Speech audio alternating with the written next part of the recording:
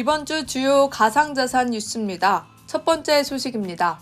미국 연방준비제도 연준의 파월 의장이 은행들의 가상자산 고객 서비스를 지지하는 발언을 내 주목받고 있습니다. 그동안 우려됐던 가상자산 기업들의 은행 거래 제한, 이른바 디뱅킹 문제가 해소될 수 있을지 관심이 모아지고 있습니다.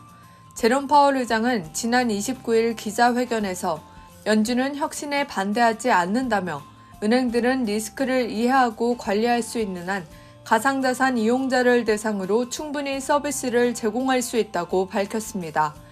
현재 상당수의 미국 은행들이 이미 가상자산 서비스를 제공하고 있으며 다만 진입 기준이 다소 높았다고 설명했습니다. 특히 파월 의장은 규제로 인한 과도한 리스크 회피 때문에 합법적인 사용자들이 거절당하는 일은 없어야 한다고 강조했습니다.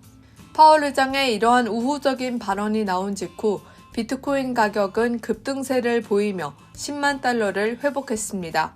이번 발언은 미 하원이 초크포인트 2.0 작전이라 불리는 가상자산 업계 금융거래 제한 의혹을 조사하기 시작한 시점에 나와 주목됩니다. 이는 오바마 행정부 시절의 초크포인트 작전에서 이름을 따온 것으로 바이든 행정부가 특정 산업을 금융 시스템에서 의도적으로 배제했다는 의혹을 담고 있습니다. 실제로 정보자유법을 통해 가상자산 거래소 코인베이스가 입수한 문건에 따르면 연방예금보험공사는 지난 2022년 3월부터 23차례나 은행들의 가상자산 서비스를 막아온 것으로 드러났습니다. 한 은행이 사용자들에게 비트코인 거래 서비스를 제공하려 하자 모든 가상자산 관련 활동을 중단하라고 요구한 사례도 있었습니다. 가상자산 업계는 이번 발언을 크게 반기는 분위기입니다. 캐슬 아일랜드 벤처스의 닉 카터 파트너는 이번 발표를 엄청난 변화라고 평가하며 사실상 디뱅킹 시대의 종말을 알리는 신호라고 해석했습니다. 코인베이스의 폴 그레월 법무 책임자는 지난 4년과는 완전히 다른 변화라며 이제 은행들이 다른 산업과 마찬가지로 가상자산 리스크도 자유롭게 관리할 수 있게 됐다고 평가했습니다. 다만 파월 의장은 은행들이 직접 가상자산 사업에 뛰어들 때는 신중해야 한다고 당부했습니다. 예금보험이 적용되는 연방안전망 내의 은행인 만큼 안정성과 건전성 확보가 우선이라는 설명입니다. 다음 소식입니다. 비트코인이 향후 2개월 내에 13만 달러까지 오를 수 있다는 강한 상승 전망이 나왔습니다.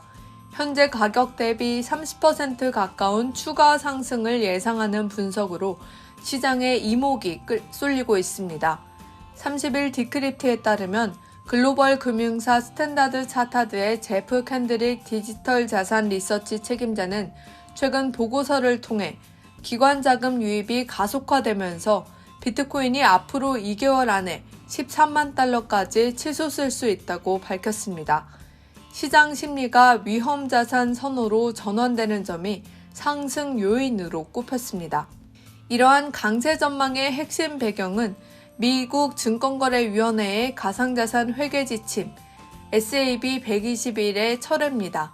캔드릭 책임자는 이번 정책 변경으로 전통 금융기관들의 디지털 자산 수탁이 가능해져 주요 규제 장벽이 제거됐다면서 이로 인해 비트코인으로의 기관 자금 유입이 계속해서 속도를 낼 것이라고 설명했습니다.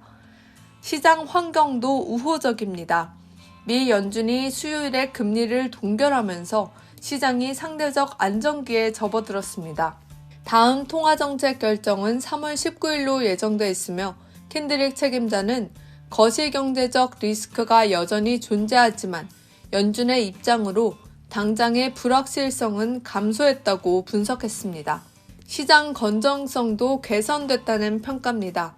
캔드릭 책임자는 최근 딥시크의 저비용 AI 모델 출시 소식으로 인한 시장 조정으로 11억 달러 규모의 레버리지 포지션이 청산됐다며 이로 인해 시장이 더욱 건전해졌다고 분석했습니다.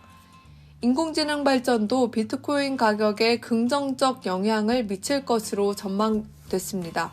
캔드릭 책임자는 더 저렴한 AI가 인플레이션을 낮춘다면 AI와 무관한 비트코인과 같은 위험 자산들이 혜택을 볼 것이라고 설명했습니다.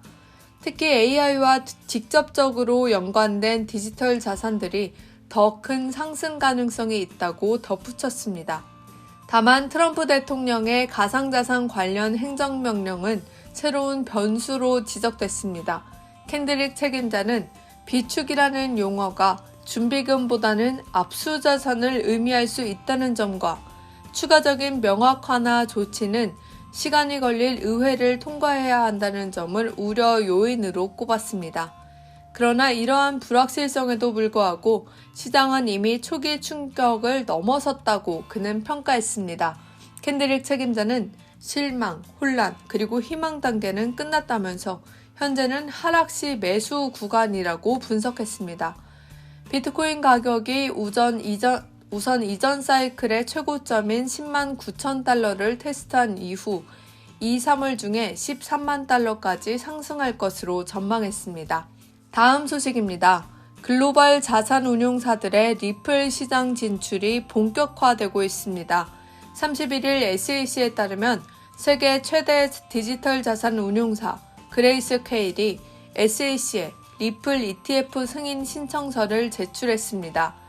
뉴욕 증권거래소 산하 아르카와 공동으로 제출한 이번 신청서에 따르면 코인베이스 커스터디가 자산 보관을, BNY 멜론이 펀드의 이전 대리인 역할을 맡게 됩니다. 그레이스케일은 이미 지난해 1월 11일 비트코인 트러스트를, 7월 23일 이더리움 트러스트를 현물 ETF로 성공적으로 전환한 바 있습니다. 현재 약 1,610만 달러 규모의 자산을 운용 중인 그레이스케일의 리플 트러스트는 ETF 전환을 통해 투자자들의 접근성을 높일 것으로 기대됩니다. 기업 부분의 리플 투자도 본격화되고 있습니다. 미국 나스닥에 상장된 친환경 에너지 솔루션 기업 워크스포트는 비트코인과 함께 리플에 대한 초기 투자를 단행했다고 지난 29일 밝혔습니다. 워크스포트는 지난해 12월 5일 발표한 가상자산 재무 전략에 따라 향후 여유 자금이 늘어나면 리플 투자를 추가로 확대할 계획이라고 전했습니다. 리플 가격은 폭발적인 상승세를 보이고 있습니다. 31일 오전 10시 37분 코인마켓캡 기준 리플은 3.11달러에 거래되고 있습니다. 최근 1년간 514.22% 폭등한 수치입니다. 금융시장의 대형 플레이어들도 리플 시장 진출을 서두르고 있습니다. 렉스쉐어스, 카너리 캐피탈 등 자산운용사들이 잇따라 리플 ETF 출시를 준비하고 있습니다. 그레이스케일은 여기서 한 발 더 나아가고 있습니다. 비트코인과 이더리움에 각각 40%, 10%를 할당하고 솔라나, 리플, 카르다노 등을 포함하는 디지털 라지캡 펀드의 ETF 전환도 추진하고 있습니다. 이 펀드는 지난 1월 포트폴리오 재조정을 통해 비트코인과 이더리움의 비중을 90%까지 확대했습니다. 또한 블랙록과 피델리티의 비트코인과 이더리움 현물 ETF 출시 성공이 디지털 자산 시장의 성장을 이끌고 있어 리플의 제도권 진입도 더욱 가속화될 전망입니다.